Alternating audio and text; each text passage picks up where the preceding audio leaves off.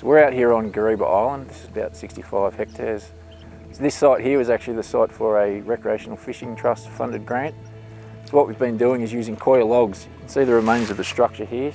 And what that was designed to do was actually to stop that wave impact from boat wash that is eroding the banks. What we found after 2 years of high impact summers, we get a lot of ski activity in this area of the river, that the coir log wall basically hadn't survived. It's taken an absolute battering. Oyster reefs have disappeared from lots of estuaries in Australia. So when this opportunity came up where council was having a few difficulties with the coir logs disintegrating and they were worried about the riverbank continuing to erode and the mangroves getting washed out, we thought, well, it's a good opportunity to trial the use of oysters. I didn't think the banks were that eroded until I actually got overboard and seen how bad they were.